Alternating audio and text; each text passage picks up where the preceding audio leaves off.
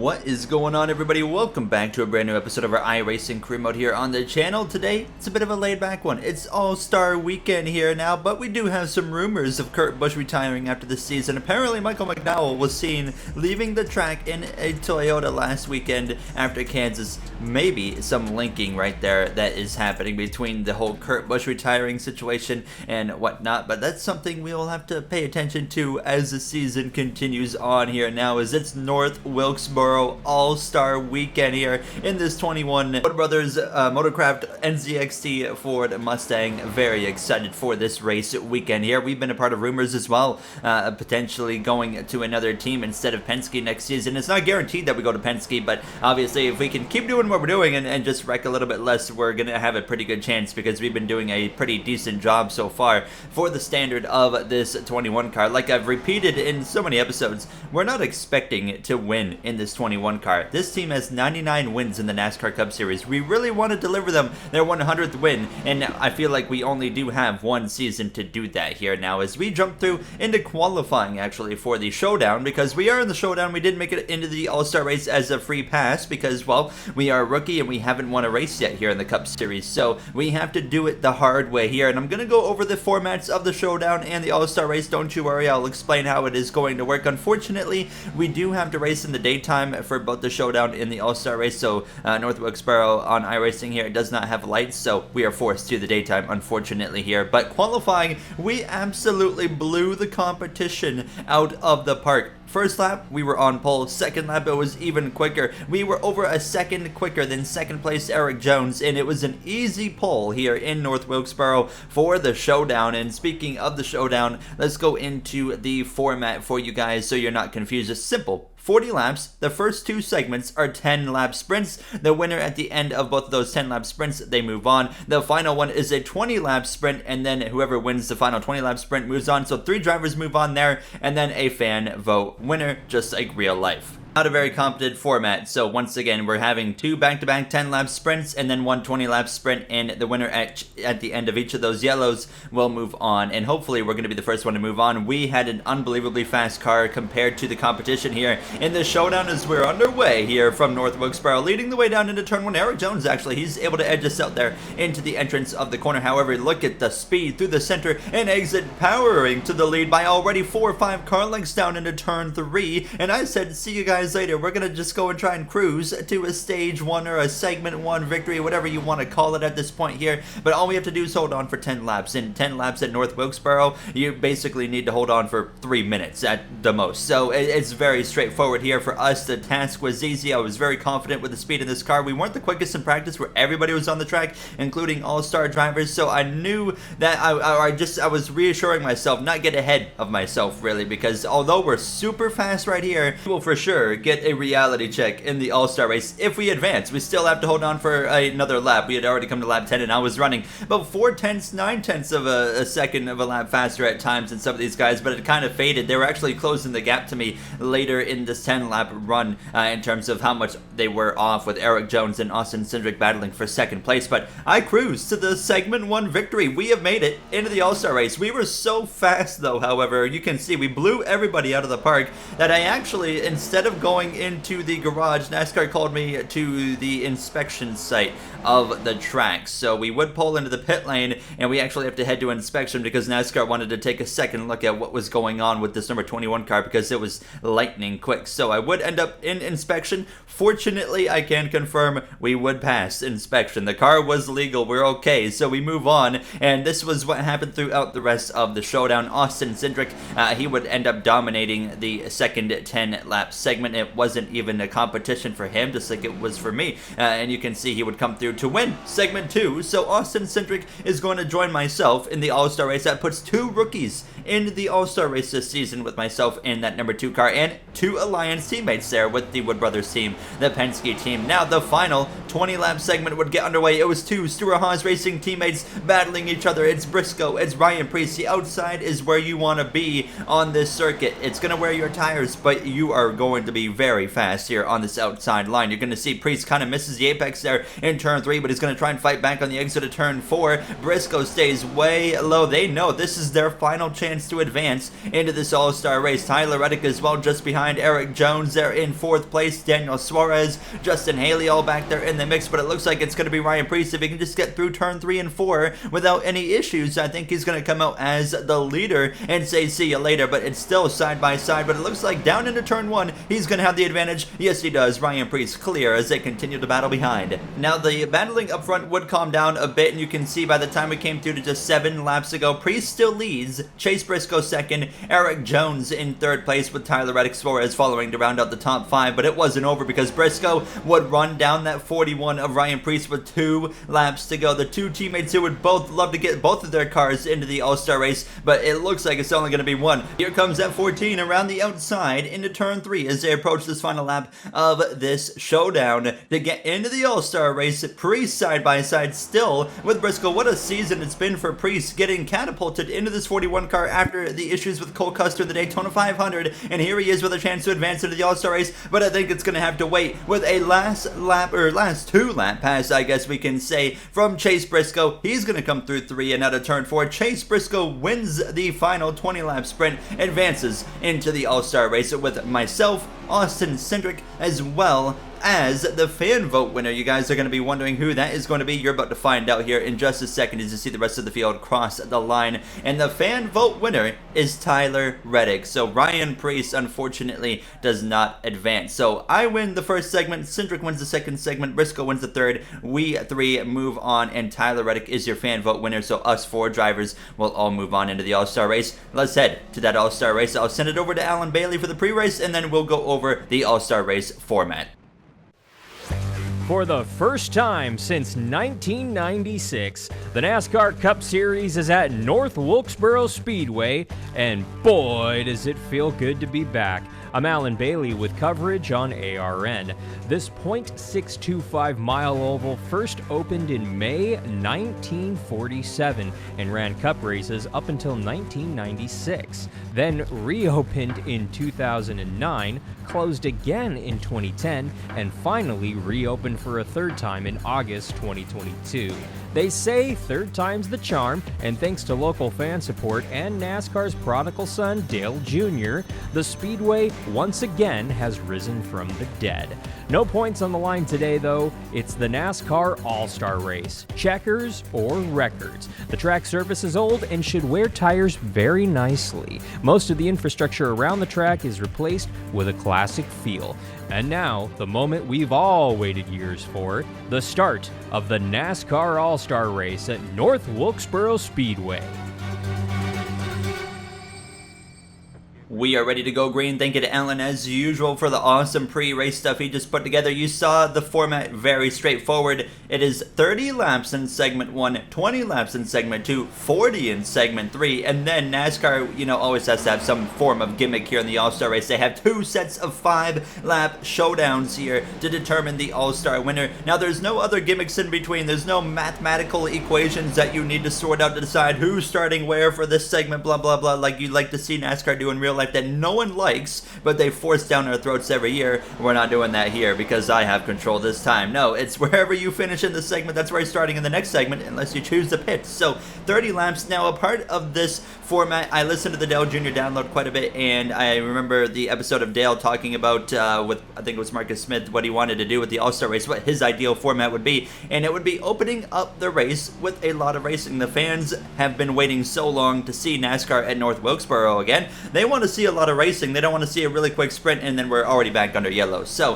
30 laps felt like in iRacing standards a nice lengthy run to kick this thing off here. Now, as we were well underway in our first ever All-Star race, I was very happy to just make the All-Star race as a rookie, and as well my alliance teammate of Cindric, another rookie, making it into this All-Star race. Awesome to see. But Tyler Reddick and Briscoe will see where us 4 total showdown advancement drivers can result here today in the All-Star race at North Wilkesboro. side by side here with Eric Almirola, and rumors kind of swindling around recently between myself and that 10 cars, so stay tuned in the future. There might be actually future plans announced sooner than you think here for our second season in the NASCAR Cup Series in this iRacing career mode, but we had jumped up to P16 in the first 10 laps of the opening 30 lap sprint. However, that was basically the most I was able to do. Remember when I said that we were going to be in for a bit of a reality check in the All-Star race? I was not kidding. It looked like we were unbelievable in the showdown to a point where NASCAR had to reinspect our car during the race. However, we, like I said, got exactly the reality check I thought we would get. I kinda got stuck here in this P15, P16 area, and I settled in behind Bubba Wallace here, and I just couldn't really do much. So we come to lap 27, and we were actually losing ground to the cars in front of us, Austin Dillon, Bubba Wallace. So immediately I wanted to come into the pit lane. You're not going to see a lot of pit stops here, maybe none at all, because track position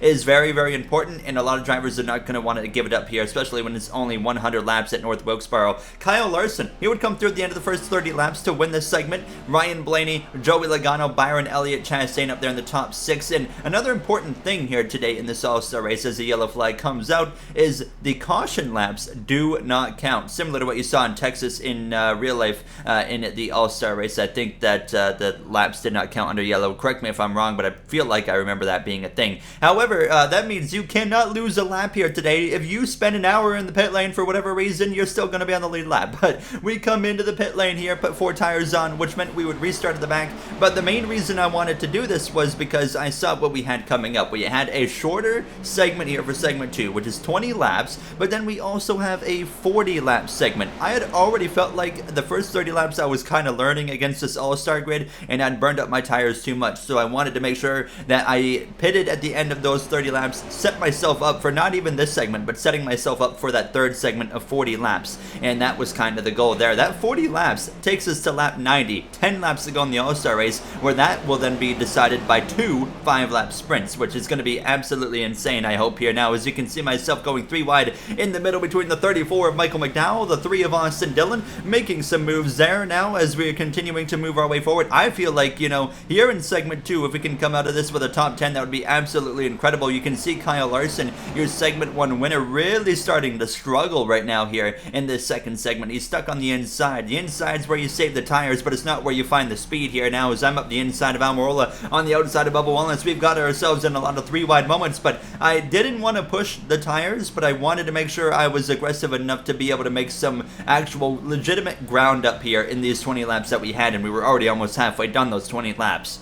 All over the back of Chase Elliott, Ross Chastain here. Kyle Larson was continuing to fall down the order there. Not sure what's going on with that 5 car. I mean, we saw him win segment 1, and maybe he just burned up his tires, kind of like what I thought I was doing. We passed Kyle Larson, the defending champion of the Cup Series in 2021 and a multi-race winner already this season, and we're battling with a few multi-race winners. Chase Elliott on our outside here, less than 10 laps to go, or exactly 10 laps to go, actually, at this point here in this second segment here. And we would get past the 9 of Elliott. We were all over the back of the 20 of Bell. Logano 3 wide in the middle again. A lot of 3 wide in the middle moves I've made here in segment 2, but you know what? When it works, why not keep doing it? But I would actually cut back across the 9, get in behind the 20, get clear of the 22 of Logano, and then unfortunately struggled a little bit here to get past anybody after this, actually into the back of the 20 of Christopher Bell there. I kind of let him have it right there. I could have forced the issue, but I didn't mean to get into the back of him in the first place. He passes William Byron on the outside, and that would be an opportunity for myself to also get around the outside of that 24 Byron. This would be the last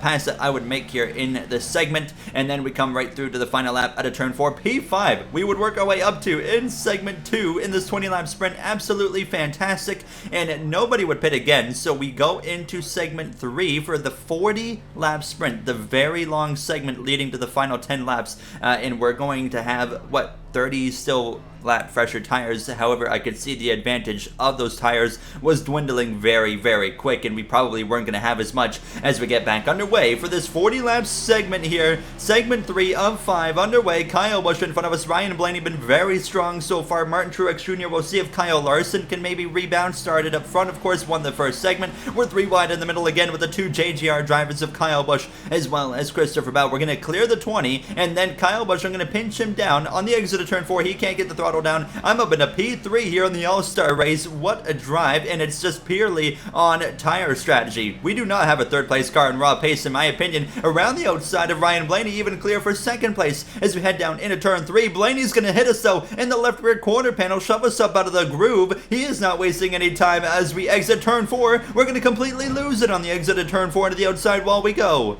I'm not gonna lie, what I was trying to do right there as the caution flies, I was trying to pull in line behind Blaney to punt him in turn 1, and when I turned left, the grip just got eliminated. You see the tap. It was barely any contact, but it was enough, and I was right here pulling left, and then it just kicked the car out. And obviously you saw what happened, so we continue the trend of me hitting things this season as a rookie. So fortunately, we cannot lose laps under caution. So we remain on the lead lap after 3 pit stops, by the way, it took to fix this car. And I put new tires on it, blah, blah, blah. We still have a tire advantage. We still have a lot of laps, but we, of course, are now at the very back of the grid. Now, we fixed the car, but I'm sure it's still not going to drive to the extent that it already was driving. It still looks pretty good now. It looks like we've got a car that's still capable of being fast, but I think we're going to need a lot of luck on our side, and as well, I think those 2 5-lap sprints for the final 10 laps are going to be a big opportunity for us as well, because I've noticed that this 21 car really fires off on the restarts here, and the restarts we have been able to pick up so many positions so far. I could definitely tell, though, unfortunately, that we did not have the same car that we had at the time of moments before crashing into the outside wall, because I was on unbelievably, at this point, fresher tires than everybody, because nobody has pitted yet. So we were on like 50 lap fresher tires at this point, and I wasn't really able to make as big of a difference as I was able to make with, 30 lap fresher tires. So I could tell that the car unfortunately wasn't where it needed to be. A little bit of contact right there with the 22 of Logano. We were 3 wide with him and Bowman, but here you see contact with Bowman as well. I was kind of getting beat around, and this is where I could tell this was kind of the defining moment of like, yep, this car is certainly not where it needs to be anymore, because I spent like 5, 6, 7 laps trying to pass the 48 of Alex Bowman here, and this was not even inside the top 10, so I knew that we had kind of lost touch with where this car needed to be after that accident, unfortunately. As you can see, some of these guys up inside the top 10, but we were closing in towards lap 90. We were now on lap 72, and you can see us continuing to battle with some drivers at Briscoe, Bowman, Logano. I was nearly 4 wide in the middle there briefly, but we are now going to be able to get a bit of a 2-for-1 special, passing the 22, pinching the 14 down. We'll clear him out of turn 4. This moves us into P12 as we try to run down William Byron here. 24 laps to go in the All-Star race. He was battling with the 6th of Kozlowski, fortunately the only car paint scheme that would not load for this episode, but here we are diving up the inside of the RFK driver here down into turn 3, and we'll be able to pass that number 6 of Kozlowski. It's going to get a little bit rough right here. I use him up. I actually run into the left front of him, nearly put him into the outside wall until he backs out of it now as the battle up front continues to heat up. Look at this. Kyle Larson, we were wondering if he would be able to recover. Yes, he has, because here he goes to the outside of the 12 of Blaney. We are closing in at this point on that yellow to end segment 3 and go into 4 and 5 with the 2 5-lap sprints here, and Larson would love to be in command for these restarts that are coming up, and sure enough, around the outside, the 2021 champion is going to go and take the lead of this All-Star race. Already, by the way, a 2-time All-Star winner, Kyle Larson. Unbelievable talent Larson, of course, is here. Now, as a caution would eventually come out here, and that would set us up in P11 for the restart. Nobody, again, comes into the pit lane. Unfortunately, our tire advantage had kind of been eliminated here, so we were getting ready for this first of 2 5-lap sprints to determine who's going to win $1 million here today. If I was able to win this All-Star race somehow in my rookie season, the $1 million, it would be going right to the Wood Brothers team, and we would be just continuing to try and develop this number 21 car, but it's going to be very difficult. Now, I do think we're running P11. I think we can get a heck of a good finish right here, because we are very good on the restarts here today. Green flag is out. We're all over the back of the 20 of Christopher Bell. We only have, 5 laps here. We're up the inside of Bell now through turn 1. We're going to be able to potentially pass him on the exit of turn 2. Not quite. We're still 3 wide and nearly 4 wide. Byron backed out of it there on the 4 outside, and there we go, passing Bell. 3 wide in the middle again briefly, but we settle in behind the 11 of Hamlin. You can see I'm kind of dealing with some tightness in the car, but we're able to actually get into the back of Reddick. I said, get out of my way, son. I'm going to pass you through the middle as well. So we get past Kyle Busch. We get past Reddick. We're now to the outside of the number 19 of Martin Truex Jr. He sends it up the inside of of the 9 of Elliott. They make contact right there. Elliott and Truex come together, but unfortunately that was it. It stabilized after that. We had made it to the 5 laps to go, fortunately, because I had already lost some ground, and that was very quick actually there, and that would set us up again for 5 laps. And it was Ryan Blaney leading the race over Kyle Larson and Chase Elliott. And then we had an issue. So when we went to 1 to green, for whatever reason, I'm not sure what happened, but all of a sudden we could not have a double file restart. It was saying single file. So I delayed the yellows. I tried messing with some things. I spent about 10 minutes under caution trying to get this to work, and nothing would allow us to go double file. Using some commands, changing it to single file, changing it to double file, nothing worked. So for whatever reason, for what looks like the final restart of the day, we're gonna have a single file restart. It just kind of got messed over. I don't know what happened. I don't know why. It's clearly a bug, but we get back underway, do what we can with what we have. I get a massive jump on the 19, just making sure I didn't pass him before the line. So catching Truex completely off guard, get to the outside of Chastain, pin him down, he backs out of it, and all of a sudden, just like that, we're up at a P4 with just a few laps to go. Larson hunting down that 12 of Ryan Blaney. I missed the apex. Here comes Chastain back up the inside. Blaney covers the inside over Larson. That is probably the silliest thing you can do in his position, and that's going to open the door wide open for Kyle Larson to slip around the outside and take the lead of the All-Star race. I wanted to see some battling here because I'm not going to lie, I was thinking about the Hail Melon around the outside in turn 3 and 4, and that's only going to work if they side-by-side battle to the final lap, but unfortunately, we're not going to quite have that luxury. Kyle Larson with 2 laps to go is clear, and he is going to say goodbye everybody, I'm sure, because now Elliott to the outside of Ryan Blaney here as we head down into turn 3 and 4 for the now penultimate time. Coming to the final lap here, Kyle Larson, a 2-time All-Star winner in the NASCAR Cup Series. What was it, 2019 if I'm not mistaken, as well as 2021. Well, he might go back-to-back here in 2022 as he heads into turn 3. The 2021 NASCAR Cup champ Kyle Larson will cruise to an all-star win at the first race back at North Wilkesboro Speedway. There you see me cross the line actually behind the 24 of William Byron. Actually sailed it off into turn 3 way harder than I needed to and ended up missing that corner completely and dropped another spot to P5. Kyle Larson, your all-star winner here in 2022, 2021, like 2019. He's now won $3 million worth of all-star money at this point in his Cup Series career. And that wraps it up. A pretty, just simple, straightforward episode. No points on the line, just some all-star fun with the showdown as well. We had our ups and downs. We got to stop crashing this car. We had kind of gotten into the nice flow of not crashing the car. Now we've been crashing it again, so we gotta get on top of that. And in the next one, well, it's an interesting one. It's Charlotte, the Coca-Cola 600. Cannot wait for you guys to see that one. Actually, a little bit of something interesting, a little special thing for that one that I will show you guys in the next episode that I can't wait for you to see. If you guys enjoyed, you know what to do, and I will see you all in the next one from the Coca-Cola 600. Have a great day, everybody.